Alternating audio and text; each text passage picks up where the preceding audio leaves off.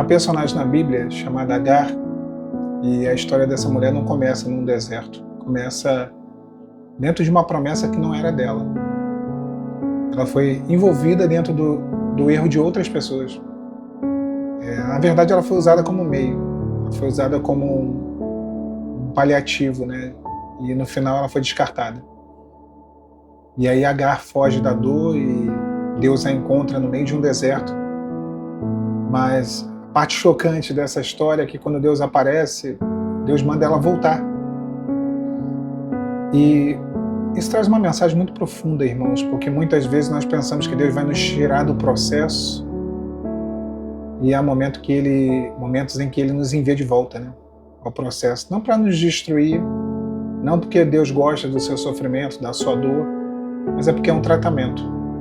Gênesis capítulo 16, versículo 7 até o 9, a história de Agar fala sobre isso. Mostra a história dessa mulher, né? Uma mulher que foge porque a dor se torna insuportável. A palavra vai dizer que Sarai, a sua senhora, a afligia. Sarai, que veio a se tornar Sara, esposa de Abrão, que veio a se tornar Abraão, né? E aí ela foge da presença de Sarai. E Agar não foge por rebeldia, né? Uma tentativa, uma fuga emocional. Ela foi humilhada, ela foi desprezada, ela foi reduzida a um meio, a um instrumento.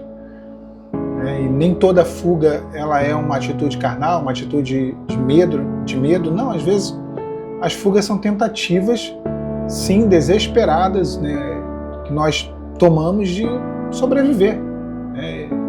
E a fuga vem por isso. Fugir do lugar da dor não significa o fim do processo, não necessariamente. A gente tenta fugir do lugar da dor, muitas vezes acontece isso conosco, passamos por situações ruins e a gente tenta fugir daquele lugar que está trazendo um desconforto. Mas a questão é que o anjo do Senhor ele se encontra com Agar no meio do deserto. A palavra vai dizer que tendo achado ela, o anjo do Senhor junto à fonte, no versículo 7. O deserto não impediu Deus de achá-la, pelo contrário. Ela não tinha altar, ela não tinha promessa direta para a vida dela, ela não tinha nome na genealogia, mas Deus a chama pelo seu nome, Agar. Deus a chama pelo seu nome. Deus não nos encontra porque, de repente, você cresceu na igreja, né? Porque tua família toda é da igreja, você fez teologia, você leu a Bíblia toda, não, nada disso. O Senhor nos conhece pelo nosso nome. Ele conhece o nosso íntimo. Não há nada que nos credencie, como não havia nada que credenciasse Agar. Sabe? Então, antes de corrigir Agar, Deus a vê. Antes de mandar ela voltar, Deus a escuta. E a pergunta do Senhor é, no versículo 8, de onde vens e para onde vais? A pergunta do Senhor não é porque ele não sabia, ele sabia. Era uma forma de confrontar Agar com o passado e o futuro. E quantas vezes Deus nos confronta com o nosso passado e com o nosso futuro? De onde vens? O que você viveu? Pelo que você passou? Qual é o processo? Quais foram as tuas dores? Quais foram os teus sofrimentos? Para onde vais? O que vai acontecer daqui para frente? O que você está planejando? O que você deseja? Ele pergunta a Agar. Agar não sabia para onde estava indo, mas ela sabia de onde tinha fugido, né? E aqui eu posso dizer que quem foge do processo muitas vezes não sabe de onde saiu muito bem, né? Não tem uma certeza para onde está indo, na verdade. Não tem tanta clareza assim para onde está indo. É o que acontece, a fuga gera isso, fugir da dor não é a mesma coisa que caminhar com propósito. Quando a gente caminha com propósito, a gente sabe para onde está indo. Quando a gente foge da dor, a gente sai no desespero. E aí no versículo 9 a palavra vai dizer que vem a ordem mais difícil dada pelo anjo, né? Volta para a tua senhora e humilha-te sobre a mão dela. Talvez seja esse o ponto mais duro dessa mensagem. A ordem do anjo mandando ela voltar e se humilhar. Deus não disse, olha, volta porque eu vou mudar o coração de Sarai. Deus não disse, olha, volta porque eu vou mudar o processo lá, aquela situação, aquele cenário lá vai ser transformado. Mas Deus também não queria que ela voltasse para ser destruída. Mas ela deveria estar lá, naquele lugar. Porque havia um propósito. Havia algo. E por mais que seja difícil de entender aquilo que geramos, e o que ela veio a gerar naquele lugar foi Ismael, talvez não compreendamos os planos de Deus, os desígnios do Senhor. Gerar Ismael é isso, é quando geramos algo em nós, o processo gera em nós algo que a gente desconhece, que a gente pensa que, olha, não sei se era para ter sido assim, mas parece que tudo indicou que tinha que ter sido assim, né? Ismael é isso. Irmão, se Agar não volta, Ismael nasce fora do plano. Primeira vez que ela foge para o deserto, ela está grávida. Se ela não volta, a promessa se tornaria um peso, não um sinal. E sim, Ismael virou uma promessa. E quando o texto fala humilha-te, humilhação aqui não é humilhação, é alinhamento. Porque no texto original do hebraico, a palavra humilha-te, ela carrega uma ideia de submissão ao processo. E é uma palavrinha difícil de entender, né? Se submeter a algo. Hoje se questiona muito essa palavra.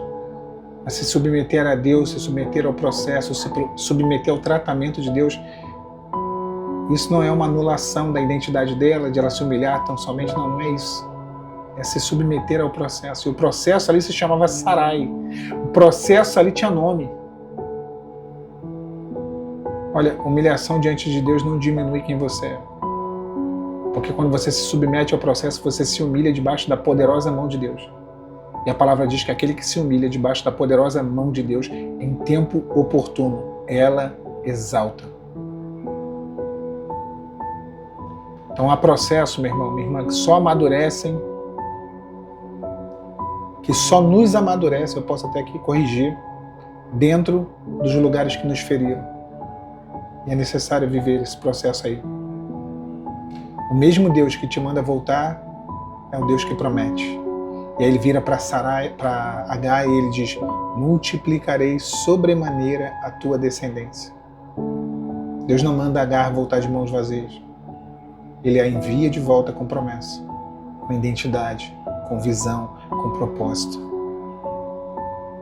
Ela não tinha propósito quando saiu, mas ela passou a ter quando voltou.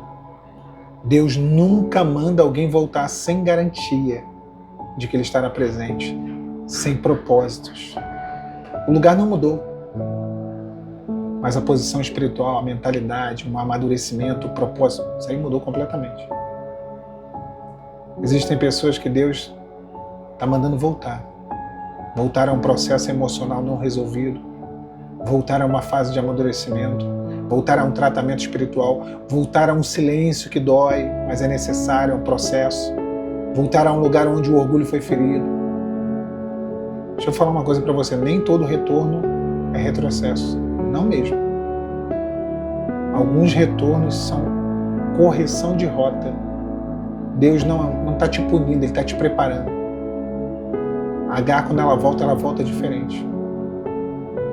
Ela volta grávida da promessa, não mais vazia de identidade. E aquele deserto revelou para Agar quem Deus era. Ela diz: El Roi, eu tenho visto o Deus, tu és o Deus que me vê. Se Deus está te mandando voltar, meu irmão, minha irmã, não é para te quebrar novamente, não. É para te curar por dentro, enquanto a promessa cresce, enquanto a promessa amadurece. Às vezes o maior milagre não é sair do lugar da dor, não. Mas é suportar o processo sem perder a fé. Esse é o maior milagre. Que poucos estão dispostos a viver, que poucos querem realmente viver, sabe? Pagar o preço. É suportar o processo sem perder a fé. Deus está contigo nesse processo. Volta, se submeta à vontade de Deus, porque a vontade de Deus é o que há de melhor para as nossas vidas, para a sua vida. Que Deus te abençoe nessa noite de quinta-feira, 8/1. Fique na paz, a paz do Senhor Jesus. Tchau, tchau.